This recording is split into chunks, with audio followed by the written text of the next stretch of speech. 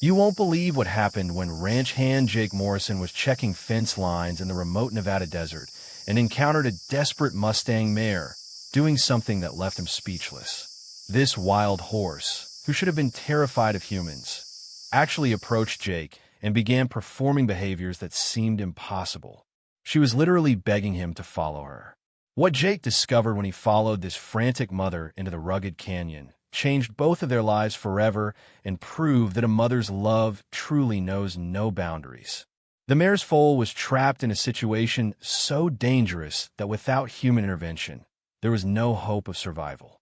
But what this wild Mustang did to communicate her desperate need for help challenged everything experts thought they knew about horse intelligence and emotions. The rescue mission that followed became one of the most incredible human-animal partnerships ever documented. But the choice Jake had to make afterward, between following the law and following his heart, created a dilemma that would test the very meaning of freedom and family. What happened during their final moments together will restore your faith in the unbreakable bond between mothers and their children and prove that sometimes the greatest act of love is knowing when to let go. Get ready for the most emotional wild horse story you've ever heard. If this story resonates with you, don't forget to like, subscribe, and hit the bell icon for more inspiring tales of courage, connection, and the wonders of the natural world. Stay tuned as we dive deeper into Luna and Spirit's unforgettable journey, a testament to the power of hope and survival against all odds. Have you ever witnessed a moment of sacrifice that changed everything? Let us know in the comments below. Jake Morrison had been working as a ranch hand on the Broken Arrow Ranch in rural Nevada for 8 years. In all that time, he had never experienced anything like what happened on that scorching Tuesday morning in late July. At 32 years old, Jake was an experienced horseman who understood the behavior of both domestic and wild horses. But what he witnessed at 7:30 a.m. near Devil's Canyon left him questioning everything he thought he knew about equine intelligence. Jake was riding his reliable quarter horse, Rusty, along the remote northwestern boundary of the ranch, checking for damaged fence lines after the previous night's thunderstorm. The 15,000-acre property bordered the public lands where wild Mustang herds roamed freely, and it wasn't uncommon to spot the magnificent horses grazing in the distance. But they always maintained their wild wariness of humans, disappearing over ridges the moment they detected human presence. That morning was different. As Jake rounded a rocky outcropping about 2 miles from the main ranch buildings, he spotted a lone Mustang mare standing in the middle of the dirt road about 100 yards ahead. She was a beautiful buckskin with a dark mane and tail, probably 8 or 9 years old, with the strong build and alert demeanor of a lead mare. What struck Jake immediately was that she wasn't running away. Instead, she was facing him directly, and as he approached cautiously, she began to exhibit behavior that defied everything Jake knew about wild horse psychology. The mare started walking toward him, stopping every few steps to look back over her shoulder toward the canyon, then returning her attention to Jake with what could only be described as desperate intensity. "Easy, girl," Jake called softly, bringing Rusty to a halt about 50 feet from the wild mare. "What are you doing out here all alone?" The mare's response was extraordinary. She approached to within 20 feet of Jake and Rusty, closer than any wild Mustang should ever allow a human to come, and began a series of behaviors that left Jake stunned. She would take several steps toward the canyon, then turn back to look directly at Jake, nickering softly and tossing her head in the direction she wanted him to go. When Jake didn't immediately respond, the mare became more insistent. She walked directly up to Rusty, touching noses with the domestic horse in a greeting that seemed to convey urgent communication. Then she turned and took several more steps toward the canyon, stopping to look back at Jake with an expression that he would later describe as pleading. "She wants me to follow her," Jake said aloud, his voice filled with amazement. In 8 years of ranch work and a lifetime around horses, he had never seen anything like this level of intentional communication from a wild animal. The mare seemed to understand that she had gotten through to him. She began moving steadily toward Devil's Canyon, a rugged area of steep washes and boulder fields that was known for being both beautiful and treacherous. Every 30 or 40 yards, she would stop and turn back to ensure that Jake was still following, her entire body language radiating urgency and desperation. As they approached the canyon's edge, Jake could hear something that made his blood run cold. The high-pitched, terrified whinnying of a young horse in distress. The sound was coming from somewhere deep in the canyon, and it was clear that whatever was happening down, there was a life-or-death situation. The mare positioned herself at the edge of a steep trail that led down into the canyon and looked back at Jake one more time. Her message was unmistakable. My baby is down there, and I need your help to save him. Jake Morrison was about to embark on the most extraordinary rescue mission of his life. The trail down into Devil's Canyon was treacherous, even for an experienced horseman.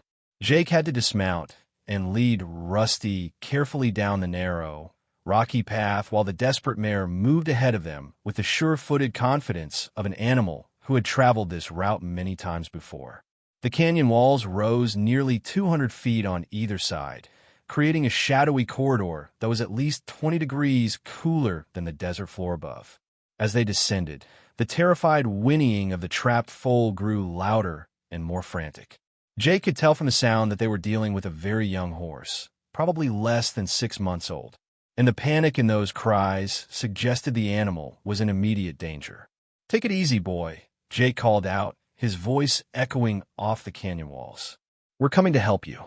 The mare ahead of him paused at the sound of Jake's voice directed toward her foal, and for a moment, she turned back to look at him with what Jake could only interpret as gratitude.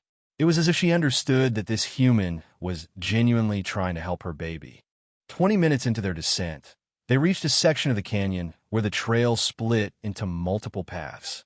The mare took the route to the left without hesitation, leading them deeper into a narrow side canyon that Jake had never explored before.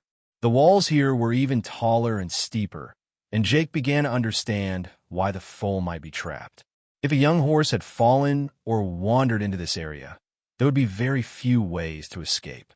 The source of the crisis became clear when they rounded a sharp bend in the canyon about 150 yards ahead. The narrow canyon floor was blocked by a massive rock slide that had apparently occurred during the previous night's storm. Boulders the size of automobiles had tumbled down from the canyon walls, creating a barrier that completely blocked the normal exit route. But that wasn't the worst part. On the far side of the rock slide, Jake could see a young Mustang foal, probably 4 months old, pacing frantically in a small area that was essentially a dead-end pocket in the canyon. The foal was a beautiful bay with white markings, clearly the offspring of the buckskin mare who had led Jake here. The young horse was uninjured but completely trapped with a rock slide blocking his only way out and the canyon walls too steep to climb. What made the situation truly dangerous was the weather. The previous night's storm had been the leading edge of a major weather system, and Jake could see dark clouds building on the horizon. If another flash flood came through the canyon, a common occurrence during the summer monsoon season, the trap foal would have no way to reach higher ground. The mare positioned herself as close to the rock slide as possible and called to her foal with soft, nickering sounds that seemed designed to comfort and reassure.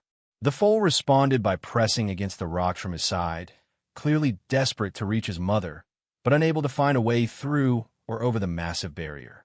Jake assessed the situation with growing concern. The rock slide was recent and unstable, with loose debris that could shift dangerously if disturbed.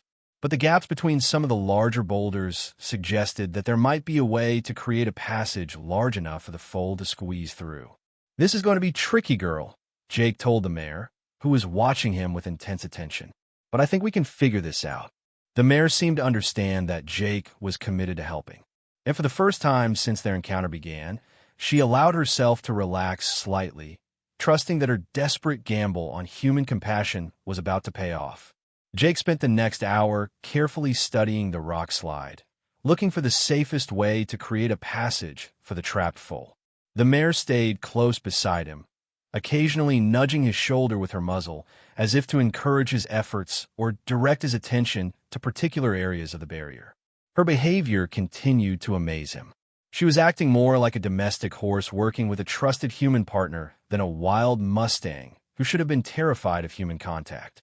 The key breakthrough came when Jake noticed that 3 large boulders near the center of the slide had landed in such a way that they created a natural arch.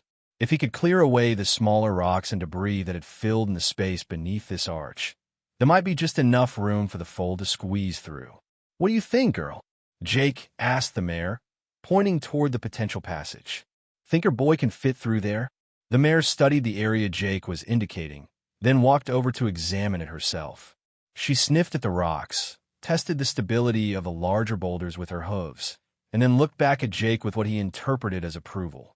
Working in the desert heat was exhausting, but Jake was motivated by the increasingly frantic calls of the trapped foal and the unwavering faith that the mare seemed to have in his ability to solve the problem. He used a combination of tools from his saddlebags, rope, a small shovel, and even his hands, to carefully move rocks and clear debris from beneath the boulder arch. The mare helped in ways that astounded Jake.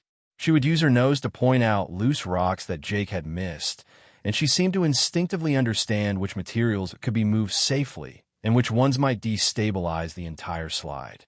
At one point, when Jake was struggling to move a particularly heavy stone, the mare positioned herself to brace against it, allowing Jake to shift it more safely. "You know, girl, you're the smartest horse I've ever worked with," Jake told her during a brief rest break. Wild or domestic. After 2 hours of careful work, they had created an opening that was about 3 feet high and 2 feet wide. Tight, but potentially passable for a young foal. The challenge now was convincing the scared baby horse to trust them enough to attempt the passage. The mare took the lead in this crucial phase.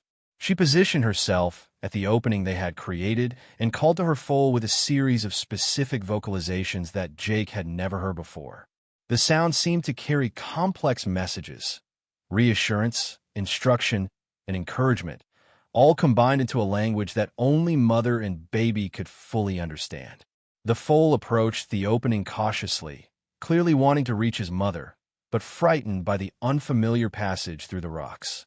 Jake stayed back, understanding that his presence might make the young horse more nervous. For 20 minutes, the mare patiently coaxed her baby, demonstrating how to approach the opening by putting her own head and neck through the passage to show that it was safe. Finally, driven by his desperate need to reunite with his mother, the foal gathered his courage and began squeezing through the narrow opening. It was a tense few minutes as the young horse worked his way through the passage, but the mare's constant encouragement and Jake's careful monitoring ensured that nothing went wrong. When the foal finally emerged on the safe side of the rock slide and rushed to his mother's side, Jake felt a surge of satisfaction unlike anything he had ever experienced. The reunion between mother and baby was emotional, even by horse standards, with both animals clearly overcome with relief and joy. But their celebration was interrupted by a sound that made Jake's heart sink: the distant rumble of thunder, signaling that the next storm was approaching faster than expected. The approaching storm created a new urgency, but it also revealed something remarkable about the relationship that had developed between Jake and the wild Mustang mare. Instead of immediately fleeing with her rescued foal, as any wild horse would normally do, the mare lingered near Jake as if reluctant to end their partnership. "You need to get out of this canyon, girl," Jake told her as the first drops of rain began to fall. "Flash floods are deadly down here, and you know it." The mare seemed to understand the danger, but she approached Jake one more time, gently touching his shoulder with her muzzle in what could only be interpreted as a gesture of gratitude. The foal, still shaky from his ordeal, but clearly healthy and uninjured, stayed close to his mother's side while studying Jake with curious eyes that showed none of the fear typical of wild horses. As they made their way back up the canyon trail, Jake was amazed by how the dynamic between them had evolved. The mare no longer led the way in desperate urgency. Instead, she traveled alongside Jake and Rusty as if they were all part of the same herd. The foal followed close behind, occasionally coming close enough to sniff Jake's boots or the stirrups of his saddle.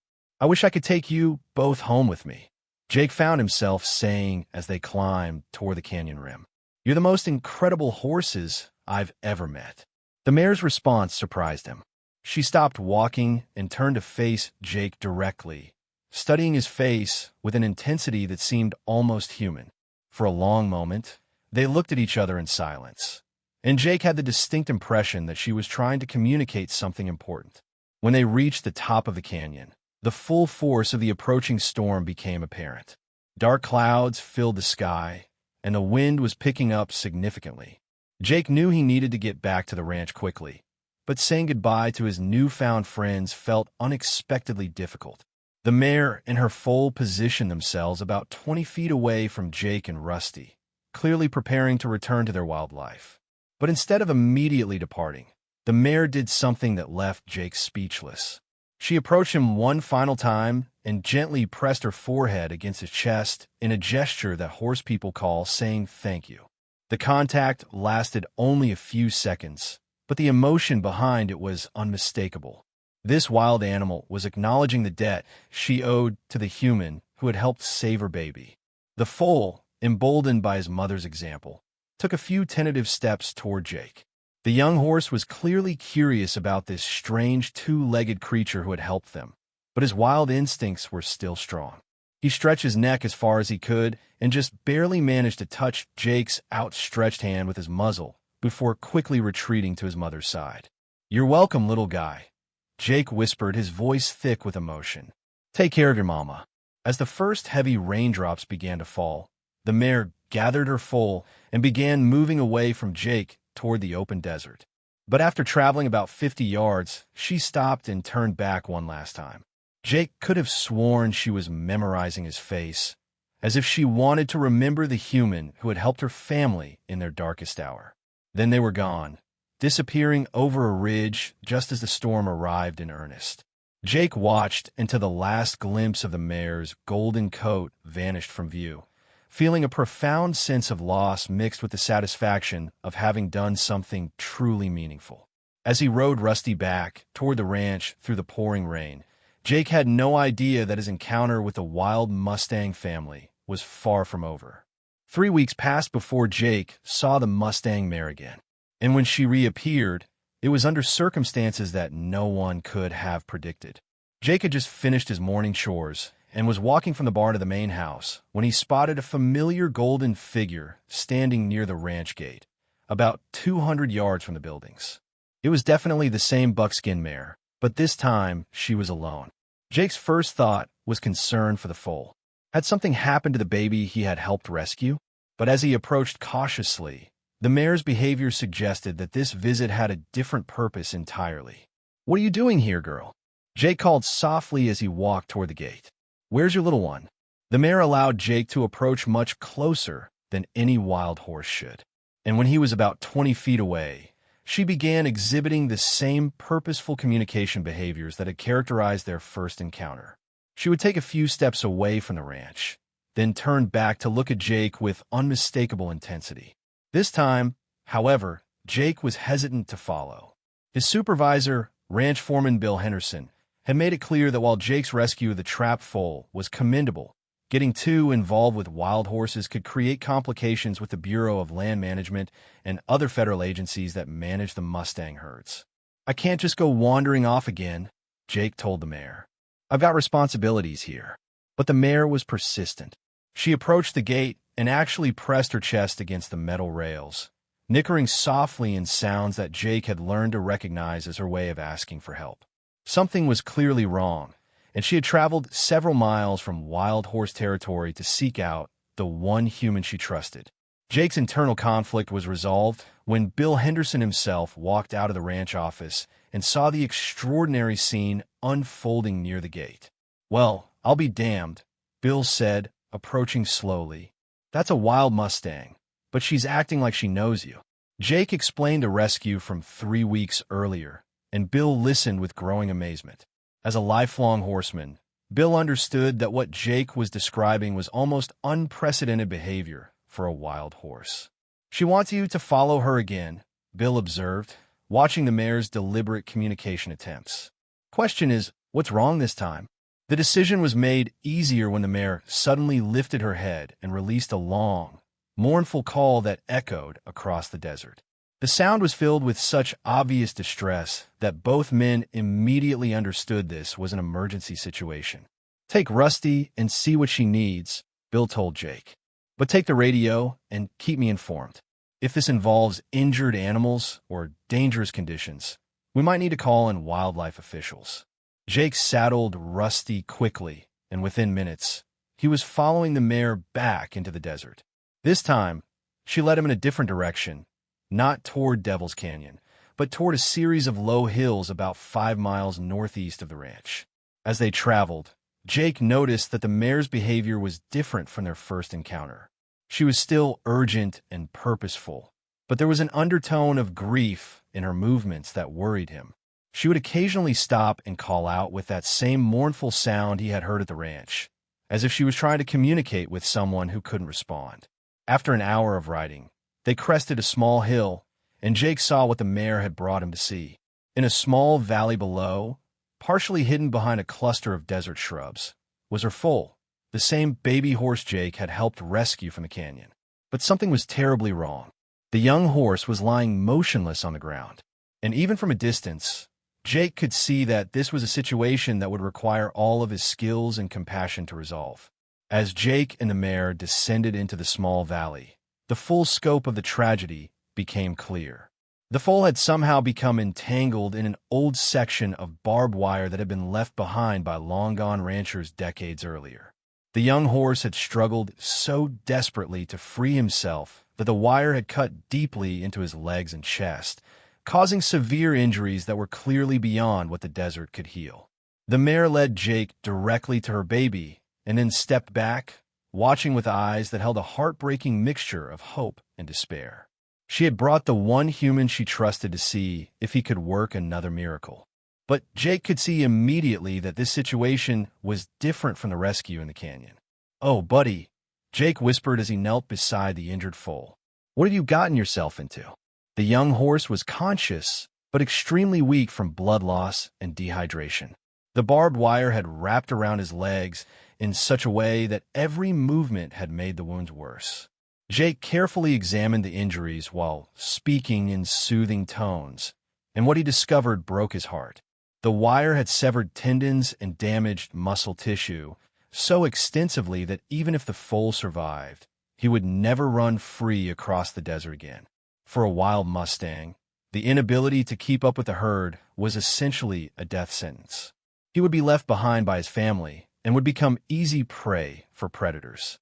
Jake used his radio to call Bill Henderson and explain the situation. Within an hour, Dr. Sarah Martinez, the local veterinarian who serviced the ranch, arrived with medical supplies and the grim expertise needed to assess the foal's condition. "I can save his life," Dr. Martinez told Jake after a thorough examination, "but his mobility will be severely limited. He'll never be able to live as a wild horse again." The mare seemed to understand the gravity of the conversation, even though she couldn't comprehend the words. She approached her injured baby and gently nuzzled his neck, making soft sounds of comfort and love. Jake found himself facing an impossible decision. He could arrange for the foal to be transported to a rescue facility where he would live out his days in captivity, safe but never free. Or he could make the merciful choice that Dr. Martinez was quietly suggesting, to end the young horse's suffering while he was surrounded by love. As Jake wrestled with the decision, the mare made a choice that left everyone present in tears. She approached Jake and performed the same gesture she had used to thank him after the canyon rescue, pressing her forehead against his chest. But this time, the message was different. She was giving him permission to do what needed to be done. "She knows," Dr. Martinez said softly. "She understands that keeping him alive would be cruel." The procedure was performed with infinite gentleness, with the mare standing close beside her foal as he passed peacefully from a world where he could no longer run free. Jake held the young horse's head while Dr. Martinez administered the medication, and the mare never left her baby's side.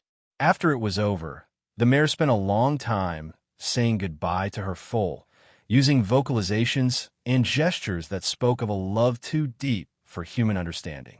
When she was ready, she approached Jake one final time and touched his hand with her muzzle, not in gratitude this time, but in a kind of blessing. Then she walked away into the desert, her head held high despite her grief, carrying herself with the dignity of a mother who had done everything possible for her child. Jake never saw the mare again, but local ranchers reported sightings of a lone buckskin Mustang who seemed to watch over other wild horses with unusual protectiveness, as if she had appointed herself guardian of all the foals who still had the freedom to run wild and free. If the incredible story of the Mustang mare's love and sacrifice touched your heart, remember that her tale proves that a mother's love truly knows no boundaries, not species, not fear, and not even the pain of letting go. Her trust in Jake and her ultimate decision to prioritize her foal's dignity over her own need to keep him alive shows us the purest form of unconditional love. Share this amazing story to remind others that the natural world is filled with intelligence, emotion, and wisdom that deserves our respect and protection. Consider supporting wild horse conservation efforts and the organizations that work to protect these magnificent animals in their natural habitat.